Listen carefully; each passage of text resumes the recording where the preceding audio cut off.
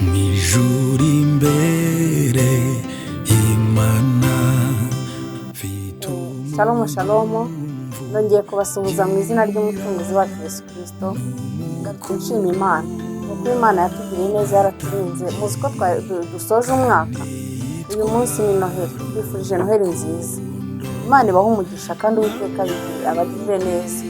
Ndagira ngo mbere y'uko nsenga hari indirimbo nshaka ko turirimbana ya 25 mu gushimisha ivuga ngo Uwiteka ni imbabazi. Kristo yatugiriye imbabazi, niyo mpamvu yatuvukiye. Rero uyu munsi umwami akuvukiremo, uyu munsi Uwiteka akugirire neza, akwishimire muri byose. Ni ukuri, reka turirimbane iyo ndirimbo. Uwiteka ni umunyembabazi, n'umukunzi wacu udahemuka, ntawarondora imbaraga agira, ntawagera urukundo rwe niwe tangiriro n'imperuka, aturindisha imbaraga nyinshi, tumushimiye ibyatubayeho, tumuragije n'ibiri imbere. Umwami Yesu abiteho, tumushimiye ibyatubayeho, tumuragije n'ibiri imbere. Kandi ni umunyembabazi, yatubabariye tutazisabye, yatugiriye neza, tuba hafi. Tugiye kuganira ku ijambo ry'Imana. Ijambo ry'Imana uyu munsi turi buganireho riri muri Yesaya, igice ni icya 9. Reka duhere ku murongo wa 5. Nuko umwana yatuvukiye, duhawe umwana w'umuhungu, ubutware buzaba ku bitugu bye, azitwa igitangaza, umujyanama, Imana ikomeye, data wa twese, uhoraho, umwami w'amahoro. Haleluya. Umurongo wa 6 tukavuga ngo gutegeka kwe n'amahoro bizagwira ku ntebe ya Dawidi n'ubwami bwe bitagira iherezo, kugira ngo bibukomeze, bibushyigikize guca imanza zitabera no gukiranuka, uhereye none ukageza iteka ryose. Ibyo ngibyo Uwiteka Nyiringabo azabisohoresha umwete we.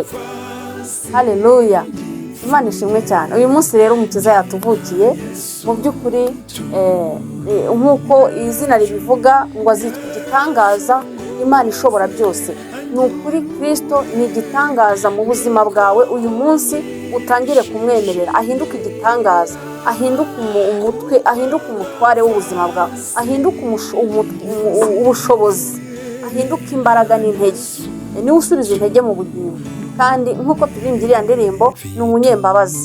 Kandi ngo azicara ku ntebe y'abacamanza, azicara ku ntebe y'abakurenganya, azakuburanira, ubyumva, azakubera avoka utishyurwa, azakwishyura, azakubera amaso, azakuba bugufi. Iki gitondo ndakwifuriza Noheli nziza, kandi uzagira umwaka mushya muhire.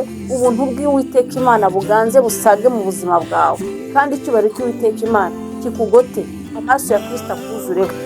Nicyo nkwifurije muri iki gitondo, kandi Uwiteka abagire neza. Nongeye rero kubibutsa ko iri vugabutumwa rinyura kuri Kamera Gospel TV Show.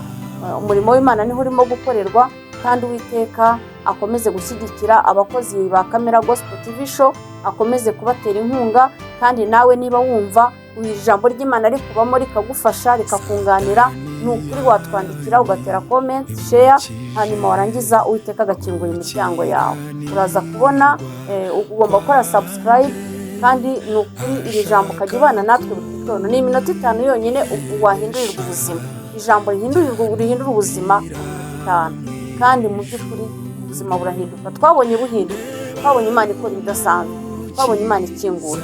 Mwari kumwe na Pastor Urukundo Genevieve, ndi umushumba, kandi ndashimira Imana ko yangiriye neza, yashyizeho igikundiro, yampaye favor. Iyo favor nayo twataka mu izina rya Yesu. Reka dusenge Imana. Mwami, turagushimye kandi tuguhaye icyubahiro, ubanye natwe muri iri jambo ry'Imana. Turagushimira ko waduhaye umukiza akatuvukira. Nubwo tubikora nk'ikimenyetso, ariko twamaze kubona ko imyiteguro ku isi yose abana b'Imana batangiye kukumva no kukuramya.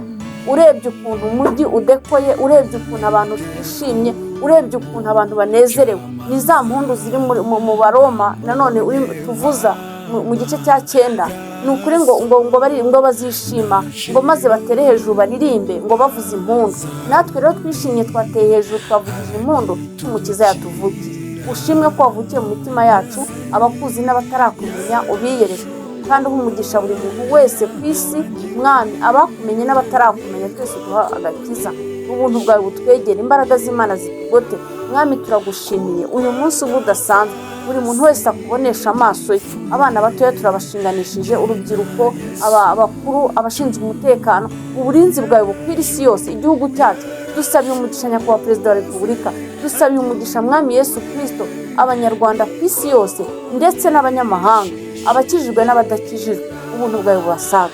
Uri umunyembabazi, uri umukunzi wacu udahemuka, ntabwo twakubonye udahemuka. Icyubahiro kitugumeho kandi turakwizeye, utugirire neza utwiteho. Imbabazi zawe zitugumeho mu izina rikomeye ry'umucunguzi wacu Yesu Kristo. Shalom shalom.